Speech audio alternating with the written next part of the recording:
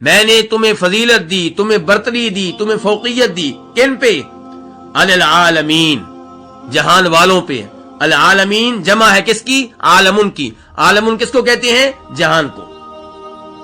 تو اللہ تعالیٰ فرما رہے ہیں بنی اسرائیل کو مخاطب کر کے کہ میں نے تمہیں فضیلت دی جہان والوں پہ۔ اب یہاں پہ سوال یہ پیدا ہوگا کہ کیا بنی اسرائیل تمام جہان والوں سے افضل اور بہتر ہیں؟ کیونکہ العالمین کا لفظ ویسے استعمال ہوا ہے جیسے استعمال ہوا ہے سورہ فاتحہ میں، الحمدللہ رب العالمین۔ ہم وہاں پہ کیا کہتے ہیں؟ تمام تعریفیں اللہ تعالیٰ کے لیے ہیں جو تمام جہانوں کا رب ہے۔ کیا کبھی ہم نے کہا ہے وہاں پہ کہ وہ چند جہانوں کا رب ہے؟ وہاں پہ ہم کیا کہتے ہیں؟ تمام جہانوں کا رب ہے، یعنی کہ کوئی بھی جہان ایسا نہیں ہے جس کا اللہ رب نہ ہو۔ سارے جہان اللہ رب العزت کے لیے کیا ہے؟ مربوب ہیں۔ سب کو اللہ تعالیٰ پال رہا ہے، سب کا اللہ مالک ہے، سب کا اللہ خالق ہے، سب کا اللہ رازق ہے، سب کا اللہ مدبر ہے۔ تو کیا یہاں پہ بھی یہی صورتحال ہے؟ کیونکہ الفاظ تو ویسے ہی ہیں۔ کیا یہاں پہ ہم کہیں گے کہ اللہ تعالیٰ نے بنی اسرائیل کو تمام جہان والوں پہ فضیلت بخشی، جبکہ اللہ رب العزت نے اس چیز کا تذکرہ دیگر آیات میں بھی کیا ہے؟ مثال کے طور پہ سورہ دخان، وَلَقَدِ اخْتَرْنَاهُمْ عَلَىٰ عِلْمٍ عَلَى الْعَالَمِينَ، کہ ہم نے بنی اسرائیل کو چن لیا تھا تمام جہانوں پہ، اور ہم نے ان کو چنا علم کی بنیاد پہ، یعنی کہ اللہ رب العزت نے ان کو فضیلت دی دیگر جہان والوں کے اوپر علم کی بنیاد پہ، حکمت کی بنیاد پہ۔ یعنی کہ ایسا نہیں ہے جیسے دنیاوی بادشاہ ایک آدمی کو دوسرے پہ فضیلت دے دیتے ہیں، اہمیت دیتے ہیں، اور کئی دفعہ اہمیت کے پیچھے کوئی خاص سبب نہیں ہوتا، خاص وجہ نہیں ہوتی، بلکہ بعد میں بادشاہ کو بھی احساس ہوتا ہے کہ میرا فیصلہ غلط تھا۔ لیکن اللہ رب العزت کے ہاں ایسا نہیں ہے۔ اللہ نے جس کو فضیلت دی علم کی بنیاد پہ دی۔ تو بہرحال اللہ تعالیٰ اس آیت میں بھی کہہ رہے ہیں کہ ہم نے بنی اسرائیل کو فضیلت دی۔ تو اب وہ سوال جس کا تذکرہ میں پہلے سے کر رہا ہوں اپنی جگہ پہ موجود ہے کہ کیا یہ امت محمدیہ سے بھی افضل ہیں؟ کیا یہ نبی علیہ الصلوۃ والسلام کی امت سے بھی افضل ہیں؟ تو اس سوال کا جواب یہ ہے کہ یہاں پہ العالمین سے مراد سارے جہان نہیں ہے، قیامت تک آنے والے جہان نہیں ہیں، بلکہ یہاں پہ جہانوں سے مراد بنی اسرائیل کے زمانے کے جہان ہیں، یا وہ جہان جو ان سے پہلے گزرے ہیں۔ امت محمدیہ سے ان کا مقابلہ نہیں ہے۔ اتنی بڑی بات ہم نے کیسے کر دی؟ کیا اس کے پیچھے کوئی دلیل ہے؟ جی ہاں، اس کے پیچھے دلائل ہیں، ایک دلیل نہیں کئی دلائل ہیں۔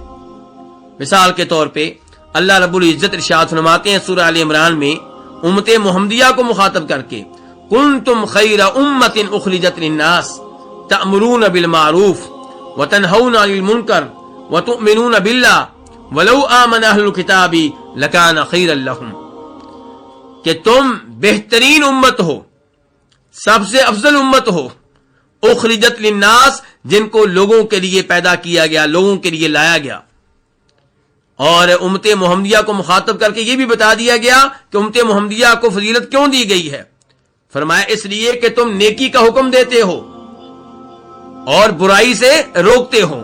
یہاں سے یہ بھی سبق مل رہا ہے، اشارہ مل رہا ہے کہ اگر امت محمدیہ لوگوں کو نیکی کا حکم نہیں دے گی، توحید کا حکم نہیں دے گی، نماز کا حکم نہیں دے گی، زکوٰۃ کا حکم نہیں دے گی، تو فضیلت میں کمی آ سکتی ہے۔ تو تمہیں افضل امت کیوں قرار دیا گیا؟ تم نیکی کا حکم دیتے ہو، برائی سے روکتے ہو، اور وتؤمنون باللہ، اور اللہ تعالیٰ پہ صحیح معنوں میں ایمان لے کر آتے ہو، تم ملحد نہیں ہو۔ وَلَوْ آمَنَ أَهْلُ الْكِتَابِ لَكَانَ خَيْرًا لَهُمْ، اور اگر بنی اسرائیل یہودی اور عیسائی بھی ایمان لے آئیں تو ان کے لیے بہتر ہوگا۔ اس ایسے پتا چلا امت محمدیہ کو اہل کتاب پہ فضیلت حاصل ہے۔ کنتم خیر امت، مطلق طور پہ امت محمدیہ کو کہا گیا ہے کہ یہ تمام امتوں سے افضل امت ہے۔ دوسرے نمبر پہ بخاری شریف کی حدیث ہے، نبی علیہ الصلوۃ والسلام فرماتے ہیں خیر الناس قرنی، تمام لوگوں میں افضل لوگ کون ہیں؟ قرنی، میرے زمانے کے لوگ، صحابہ کرام۔ اور یہ نہیں آپ نے کہا کہ میری امت میں سے، فرمایا خیر الناس، تمام لوگوں میں سے افضل کون ہے؟ قرنی، میرے زمانے کے لوگ، ثم الذین یلونہم، ان کے بعد کن کا نمبر آتا ہے؟ جو میرے صحابہ کے بعد آئیں گے. ان کے بعد کن کا نمبر آتا ہے؟ جو تابعین کے بعد آئیں گے. تو اس حدیث سے بھی پتا چلا کہ امت محمدیہ سب سے افضل امت ہے. اور نبی علیہ الصلوۃ والسلام ایک حدیث میں ارشاد فرماتے ہیں جسے امام ابن ماجہ وغیرہ روایت کرتے ہیں، اور حدیث کی سند بالکل ٹھیک ہے، کہ آپ نے ارشاد فرمایا اپنی امت کو مخاطب کر کے کہ تم لوگوں نے 70 کی عدد کو پورا کر دیا ہے، تمہارے ساتھ 70 امتوں کا عدد پورا ہو گیا، یعنی کہ ٹوٹل امتیں 70 ہیں اور 70 مکمل ہوئی ہیں تمہارے ساتھ. پہلے کتنی تھی؟ 69. فرمایا انتم خیروہا، ان 70 امتوں میں سب سے افضل امت کون ہے؟ تم ہو. تو کیا پتا چلا ان آیات سے، ان نصوص سے، ان حدیث سے کہ افضل ترین امت بنی اسرائیل ہیں کہ امت محمدیہ؟ امت محمدیہ. تو پھر العالمین وانی فضلتکم العالمین کا مطلب کیا ہوگا؟ پھر اس کا ایک مطلب وہی ہے جو پہلے بتا چکا ہوں. ایک مطلب کیا؟ کہ بنی اسرائیل افضل تھے ان لوگوں سے جو ان کے زمانے میں تھے یا جو ان سے پہلے گزرے ہیں،